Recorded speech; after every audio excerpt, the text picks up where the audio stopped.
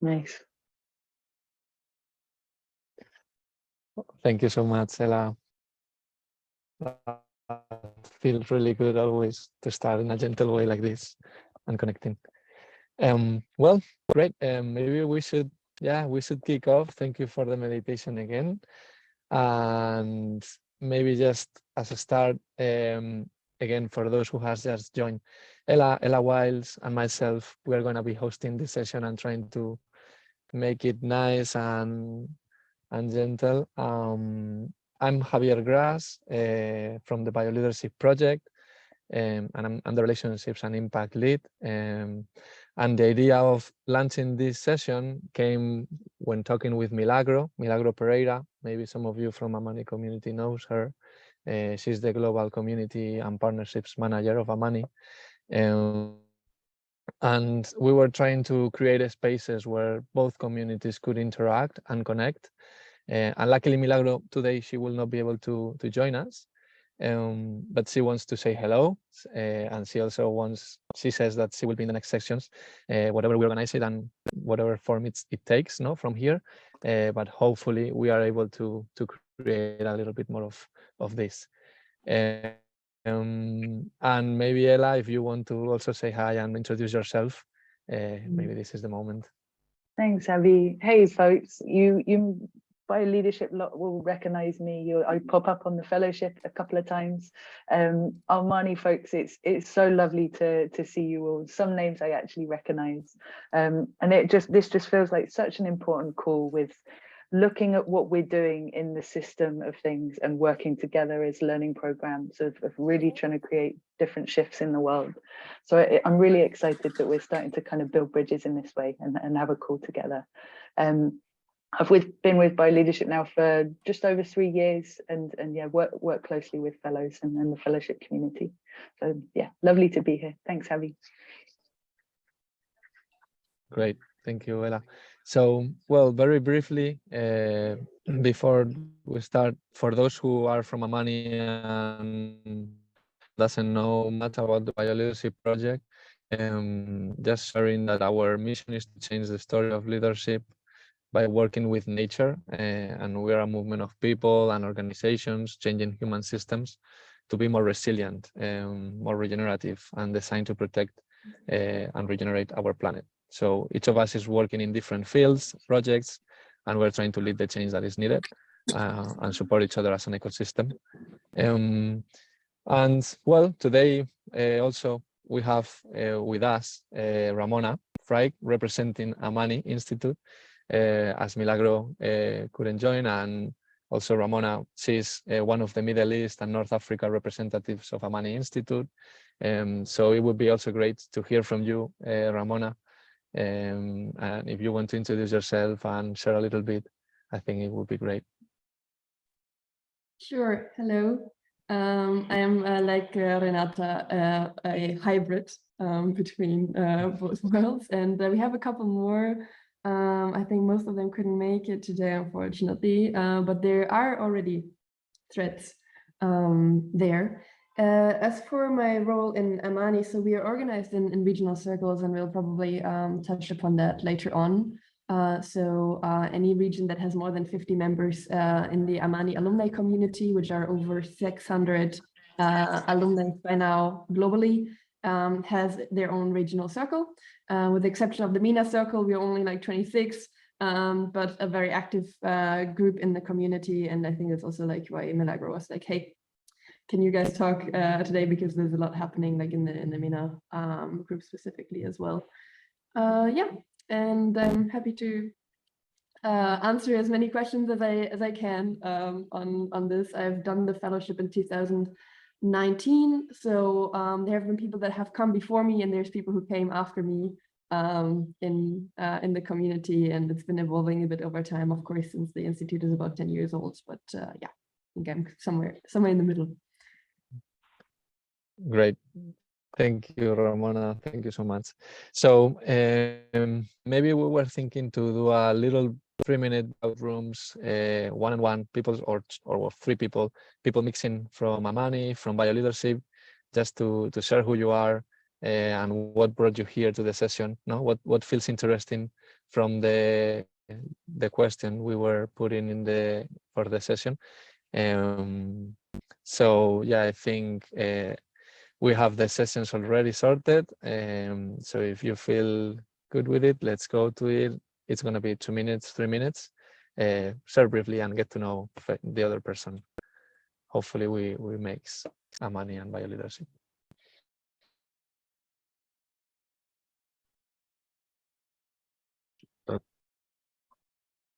Okay.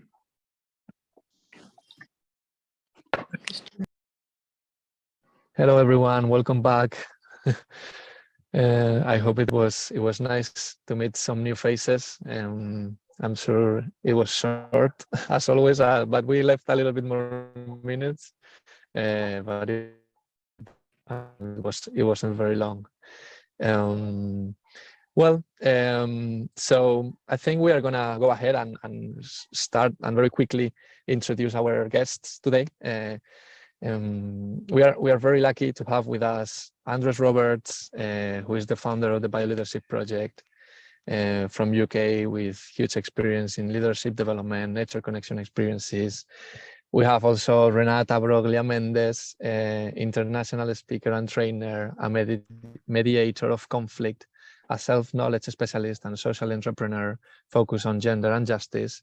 She's faculty of the Bio-Leadership Project and a Amani fellow too.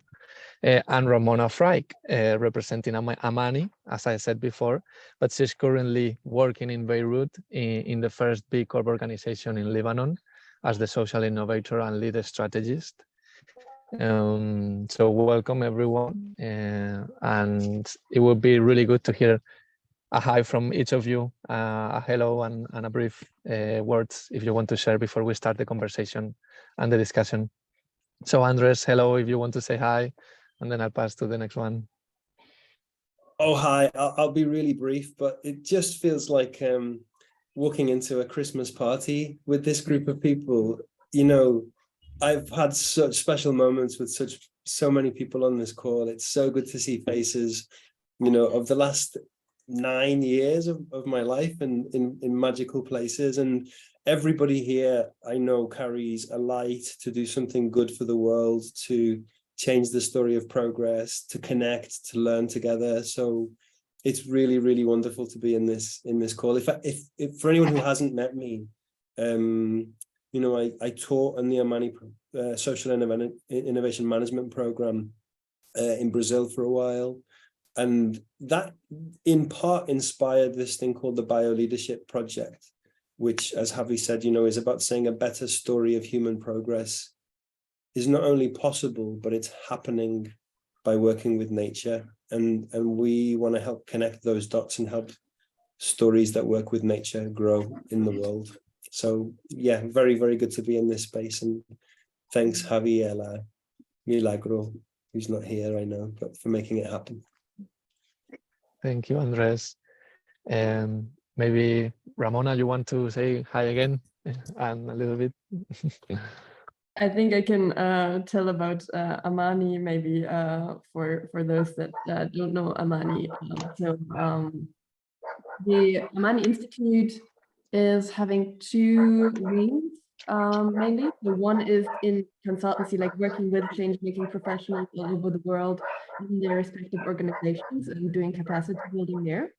And the other thing is the Amani SIM program. So most people that are from Amani on this call are SIM fellows. That means they're people from all walks of life, from private industries to working in NGOs, people that have their own thing, and people that are employed. From really like, I don't know how many countries we are by now, honestly, but like a large percentage of the countries that are there in the world, like 600 people with like a fellowship that happened over 10 years. So basically anything in change making that you might want to be interested in terms of topics from gender equality to environmental protection, you'll probably find an Amani fellow who's working on that. And the course that like, well, one of the courses that's the most impactful to fellows until today is the bioempathy course that we have, and so most of it happens by the beginning of the program. The digital course that happened now during COVID are a bit of a different story. But most programs have like a 3-day immersion in nature where they learn about biomimicry and do a nature solo and really have the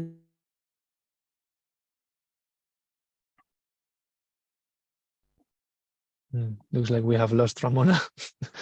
Bad internet connection. Well, you guys could, there you are, Ramona. Yeah, you're back. okay. Yeah, we lost you for a minute, but yeah, we were hearing. Thank you. Well, then I'll pass it to Renata now, and then we can start. If there is anything else, then you can also continue add later, Ramona.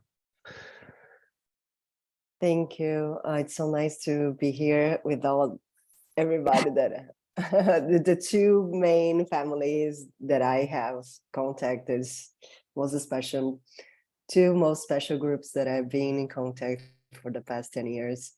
And I'm so glad so we can share this, how we can combine knowledge, how we can grow together and be together here and exchange. And so I'm super happy to met like 7 years ago, Andres, and then we keep the connection building since the beginning, the Bio-Leadership Fellowship. And being here now with everybody is really special for me. So I'm really excited. It's a privilege and an honor to be with all of you. And send my love to everybody, and lovely to spend this morning Brazil time with you all. Thank you so much, Renata. Thanks for joining. It's great to have the three of you guys. Okay, let's go. Let's start talking about what brought us here, which is around that connection between communities and this leadership that we are trying to bring in the world. And maybe I will start with Andres. Andres, we were talking this week, and you were sharing a lot around COP27, and we were talking about that there have been a lot of discussions there, a lot of the conference, but it still keeps happening that these events are funded by the most pollution organizations in the world. Still the same money, sustaining the same system, and protecting business as usual. And we keep seeing this gap between what is needed in the world and how we resource it. So I would like to ask you, how do we use these communities, the work we are doing in bio-leadership, in Amani, how do we use these communities, close the gap that still exists, that we can see in conferences like this? How can these wider communities for change close this gap as soon as possible, if possible?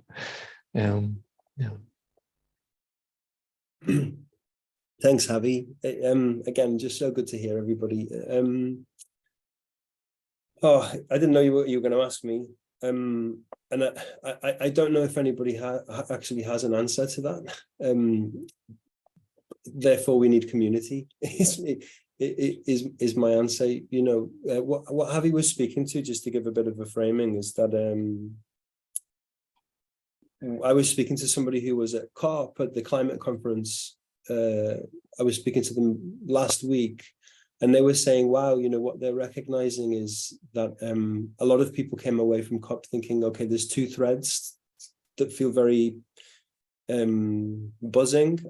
One is a recognition that there is still a lack of climate leadership, and I'm still trying to unpick what they might mean by that. But in lots of areas of society and lots of sectors, there's still a lack of a capacity to guide or to navigate, through a new phase and into the new phases that we're looking for in the world. And then the other thing that they were speaking to is that there is a lot of money going into sustaining business as usual, like the business as usual story. And I suppose both the Amani Institute and the Bio-Leadership Fellowship, one of the founding principles is that there is still a gap in how we have grown as people in order to meet the challenges of the world. And so this COP frame, like right today, after all of this time, after all of these kind of COPs, it feels like that gap is still there. And then I was going to read something to you actually, which is fresh off the page. I just did it this week, but it's the first time that someone has said, could you write a theory of change for the Bio-Leadership Project? And this is really raw. And normally I wouldn't read something off a page like this, but I just wanted to sort of read it out because it speaks to like, where do we have to be in 10 years time? Or where do we have to be for the world, you know? I'd never thought about it necessarily this way in the context of the Bio-Leadership Project, but I think this is a call that maybe exists across both of these networks. So it's a statement that says this, you know, by the year 2040, a culture of leadership that cares for all Earth systems has to be at the center of all sectors. This narrative will be defined by capacities for resilience, connection, regeneration, systemic awareness, adaptability, and care. The people and organizations who carry this knowledge will bring it into their respective fields, bringing forward urgent social and technological innovations, at the same time helping to navigate great shocks and transitions. Critically, this form of leadership will work as a dynamic web, helping to connect and to support collaborative innovation and adaptation in never before seen dynamic forms. This field of leadership is very different to the form of development many of us have become accustomed to in the West, but we must nourish this field now, working with nature for the good of all of life. And that's it. That's it. It's actually really interesting, you know, when you think about what fields are nourishing this different form of progress, human progress. I think, you know, the Amani Institute, starting with day one with the bioempathy program, you know, what we're doing with the Bio-Leadership Project is saying there's a different set of qualities that we have to guide human progress with. Can we help them grow? And at the same time, no one can do it alone. Can we help our stories to connect, to help this different culture to grow? And I think everybody here probably has some feeling for that metaphor of we have to put the right ingredients into the soil. I think these communities know how to put those ingredients into the soil. Yeah, so I'll stop there. Thank you, Andres, for sharing that. And reminding Ramona and Renata, if you want to jump in the conversation, if there is something resonating or want to throw a question, let's create a dynamic conversation, please. Go for it, Ramona. It feels like you want to add something. Yeah, Andres, even though that was not prepared, I think was a pretty perfect kickoff, because I went through, you know, some of the materials again, like how Amani actually presents themselves in some sense. This is my first time representing Amani to another community, and I found something that struck me quite a lot, that completely resonates with what you're saying. And it's about the new global governance model of Amani that the community recently came up with as the community of changemakers is growing. And on the website, there is this quote that I then would read out as a follow-up to what you just read, Andres. And that is, as our organizational context requires us to become ever more emergent, innovative, and adaptive, so leadership must become more about empowering, empathizing, encouraging interconnections, innovation, learning, local attunement, reciprocating partnerships, and an active network of feedback. And that quote is from Joseph H. Bracton, who's the author of Profit for Life and Companies That Mimic Nature. And so in the very, I think there's this very interesting link between movement where there's more and more recognition of the VUCA world and internationalization and globalization. And to bind that back to your question, Javi, this globalization that's going on requires us to have a global mindset and a local mindset at the same time. And that is at the very core of the teachings that we go through in the SIM trainings at Amani.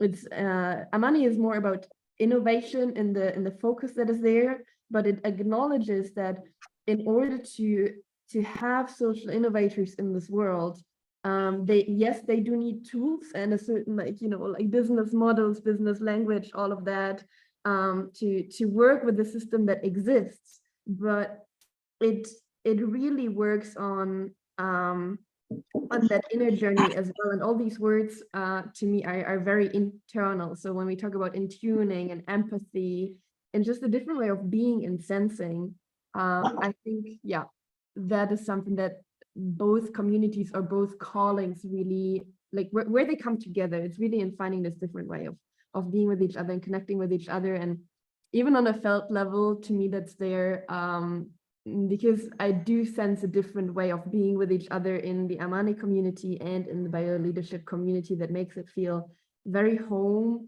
It's very deep, very fast. If we meet, whether I'm meeting another bio-leadership fellow or whether it's another Amani fellow.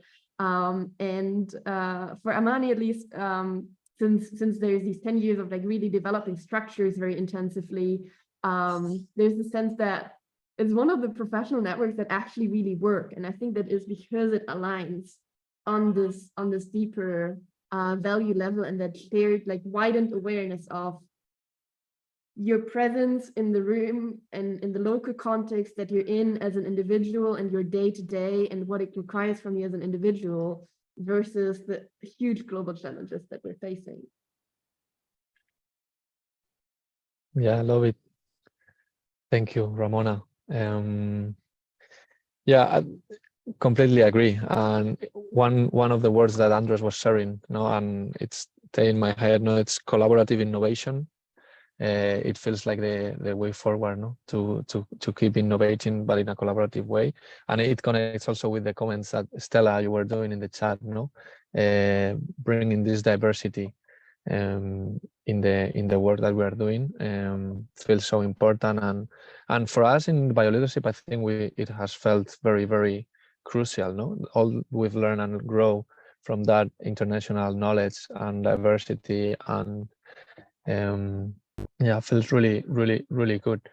Maybe I don't know, Ramona, like how does it feel? Because I think Amani has a bigger community. It's been for more years going on, but it still, as you are sharing, it still feels a safe space, and it feels that connections happen between the different regions. Yeah, we're at the brink of that. So like this 10-year anniversary is kind of like a big shift for us because we now mark a size of the community where there's this thing of like you cannot have like more than 300 contacts that you really like strongly emotionally relate to in your life. So that cannot even be the amount that we talk about when we talk about like between fellows, because you also have like family and work and all of that going on. So that's something that we are very actively processing right now as a community, and that's why we have this regional circle model still, acknowledging that physical connection and really like being in spaces together, being able to connect, being able to collaborate on things that are really happening on the ground is very crucial to keep this emotional connection. Like Amani fellows have been living with each other for 4 months, so in their cohorts at least. So that's a huge bond that's being formed. But then also we had the digital classes now, so there's a lot there to be held. But I think it's about keeping that in our awareness and being intentional about it. And we're right now innovating around that. So the circles are one way. We had the anniversary this year where we had like global gatherings. So every regional circle has been holding some sort of physical event to bring people in. People have been traveling huge amounts of miles to make it to see their other Amani fellows in different places to make that happen. So it's still there. I cannot tell you how that's going to continue in the future. And I know that at the Bio-Leadership Fellowship, we are about to maybe make a conscious decision to actually keep the circle of those fellows small and have a different Exactly. growth model there. So I think we both can like keep observing each other, keep, Totally. seeing those dynamics and see what works best. Yeah, I was going to share that actually for us, no, it looks like we might be closing the community and cap it to 300 because it feels like a really the optimized amount of people that can stay connected, no, and keep the same purpose and feel these connections, even though they might have not met one-to-one, but when they meet, they find these these relationships and help us work together, no, in a more optimized way. So it could be really interesting to keep sharing, no, and how it evolves both of the communities. Maybe to bring Renata the conversation, Renata, I don't know, you are part of the biodiversity faculty also. You have been in Amani for a long time. So I think it would be very important to know from you, how do you feel, no, that these two communities can complement each other? How do you think an Amani fellow can grow from connecting with bio-leadership, for example, and vice versa? I would love to hear that from you, your thoughts on that. Thank you, Javi. Well, I think like I resonate a lot with what Hamana just said about how somehow in a huge community, we can feel like home and a family, even with the people that I never met, never studied with in Amani. And I had the same feeling with the bio-leadership community. So I can share a little bit of my experience of what happens. I'm living between São Paulo and Brazil in New York. And there is a nice community in New York and in North America as well. And we met once, like Ryan and Omar from Egypt. He was there, and then we met, and it was like, oh, like his family. It's easy. We can go. My feeling is I can talk straight to the point. Like, oh, I'm feeling this way. This is my work. I need the support. Can you help me? I can offer this. And at the same time, I met some fellows from Bio-Leadership from the first year. And then Javi was in the same group that I was in a home circle. And feels like home because we already start talking about what is important in life. So I think the both communities have this quality of relationship and exchange and a safe space to talk what is really important for us, what is touching our hearts, and is an amazing network for life, not just for work as well, but for life, to exchange the challenge, the strugglings, and celebrating life together. I think we are very good in celebrating life. And I think I'm like the bio-leadership, it's bringing this view because the Amani program, like I felt the Amani program go like very immersive, we go deep, and it's very intense. At least mine was mine, and this was a life-changing for. I changed the route of my life and start to work with what I'm working now, and this was like even the way I identify myself. And I feel that the bio-leadership brings the other foundation to keep doing the work in different levels with the support and self-care, like understanding, reflecting about how we can support the work that we are doing. Because sometimes I feel the social entrepreneurship and can be very hard in our mental health and our life management and all things. And we are constantly changing. And so the bio-leadership provides a lot of reflections as well, and based on nature and how we can sustain the change that we want to do, and increase this support group that we are doing things. And also, like in my role in the bio-leadership, and also is bringing the reflection about who we are in this society, and how the nature and our relationship with nature and land and power, integrity, we can change this relationship with the nature. Because I feel in this working with the social entrepreneurship,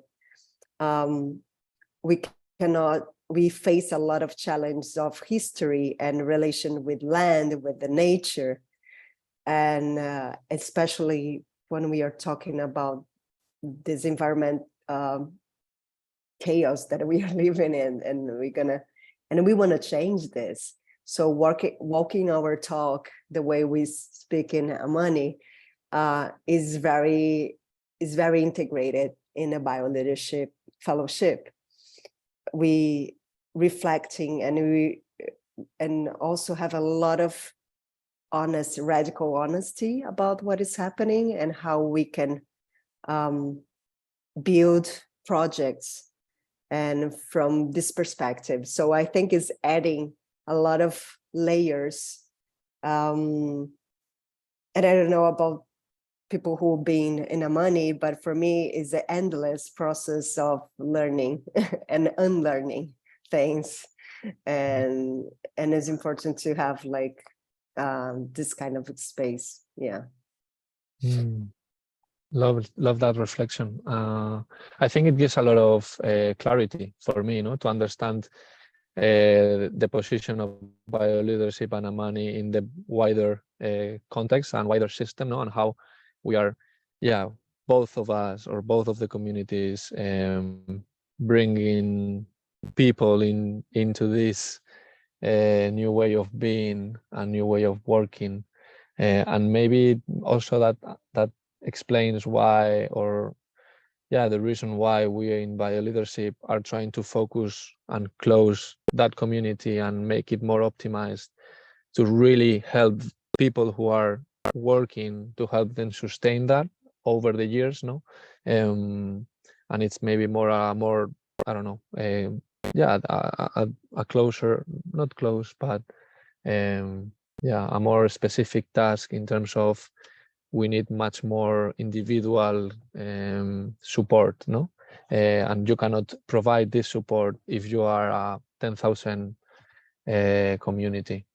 I don't know, maybe Andres, if you have some thoughts around that, because it's been this last year, when we were really thinking about optimizing the community to support in the best way possible, the 300 people that would be here. What wonderful words also from Ramon and Renata. Renata, it's so nice to hear you describe how the two things weave together. That was really beautiful. Thank you. The word kind of like, what is it to work with quality, comes up. Like I think about that a lot, and I think folks in the Bio-Leadership Project recently on the fellowship have heard me probably speak to that work with the state of, with where we are in history right now. What does working with quality, with good quality, mean? And I think that definition might sort of constantly be changing. And I mean, it's not an easy answer anyway. But that's where some of this thinking around, what if we have just 300 bio-leadership fellows, knowing that each of those fellows also connects to other groups, movements, communities, etc. What does it mean to try to offer the best possible form of support, the best possible form of connections, the best possible form of co-inquiry within that, you know, best holding that loosely. But then where that takes me across both of these communities is something very human, actually, which is that this has come up for me more over the last 18 months, but clients, collaborators, fellows, maybe, speaking with a degree of honesty about what it might take to stay resilient and to stay well and happy, not just for the 2 years of a program or the year of a program, but for life, you know, because we're gonna, excuse me, we're probably gonna have to be working on the things that have brought us to this kind of community for as long as we can. Or, you know, whether it's food systems, climate, oceans, inequality, the reality of this moment is that those issues are going to be there now for, well, at least my daughter's lifetime, and I'm not going to be around for it. So there comes a moment where you just, you know, hopefully look at each other and go, hey, should we just help each other out? should we help each other out? Not just this year, but should we make a commitment to at least try to help each other out for the next 20 years or 30 years? And I think that's some of the richness that exists, you know, that's some of the feeling of family that maybe will help us. That's what came to me, Javi. Beautiful. Yeah, thank you, Andres. Totally. Well, I think it's really good to hear all of you, and we could probably go on in the conversation, but it's also really nice to have a space to meet each other and to help each other out in breakout rooms. So we were planning to have that now, so you guys can also discuss a little bit of what we have been talking, share ideas, share collaborations, and see how can we support between the different communities and start creating those spaces, no, to see how can we really support. So I think Ella has already prepared the breakout rooms, and yeah, the question would be probably, you know, like, what have you heard in the conversation and how it relates to the experience that you are having in your community, maybe. And yeah, share with the partners. We are matching the partners that you were before. Maybe now it's going to be a group of 4, no? So a little bit bigger, with also new people that has come. So let's go. We are giving 15 minutes or so, more or less, so you guys can share and interact. So yeah, go ahead.